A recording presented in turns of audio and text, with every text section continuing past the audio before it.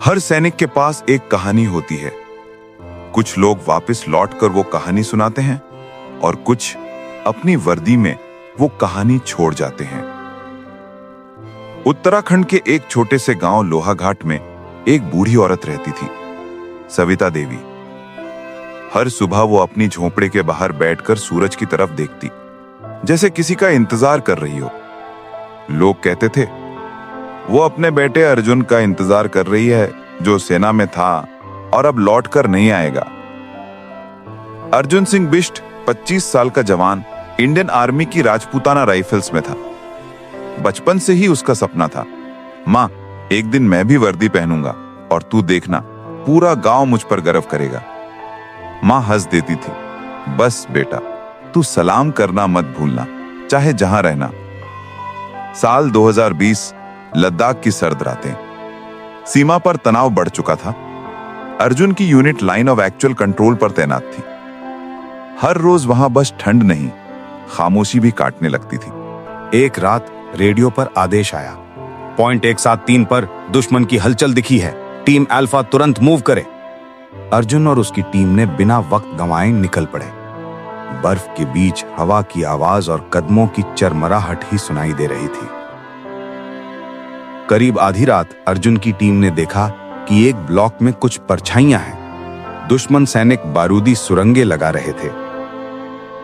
Team को आदेश मिला, उन्हें रोकना होगा, लेकिन गोलीबारी नहीं करनी, ये साइलेंट मिशन है। अर्जुन ने अपने कमांडर से कहा, सर, मैं आगे जाऊंगा।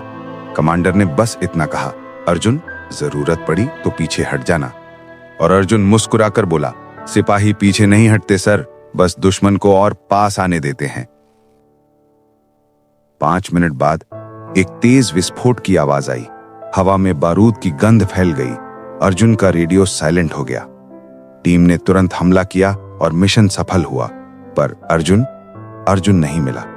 बस उसकी टोपी और खून से सनी मिट्टी मिली।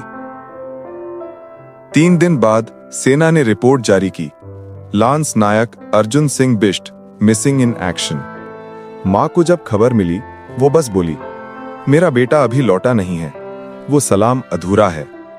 गांव वालों ने कहा, मां, अब तो 4 साल हो गए, वो नहीं आएगा। पर मां रोज शाम को घर के बाहर रखी कुर्सी पर बैठती, आसमान की तरफ देखती और कहती, वो जरूर आएगा। जब तक मेरा दिल धड़क रहा है, मैं उसे महसूस कर रही हूं। 4 साल बाद 2024 एक दिन अचानक सेना की एक जीप गांव में आई। 2 जवान उतरे। उन्होंने सविता देवी को सलाम किया और बोले, मां, हमें एक बॉडी मिली है, बर्फ के नीचे पॉइंट 173 पर। पहचानने के लिए एक पहचान पत्र था, अर्जुन सिंह बिष्ट। मां चुप थी। उसकी आंखों में ना आंसू थे, ना मुस्कान, बस सन्नाटा था। सेना के जवानों ने अंतिम संस्कार का इंतजाम किया। पूरा गांव उमड़ पड़ा। ड्रम बजने लगे, झंडा चढ़ाया गया।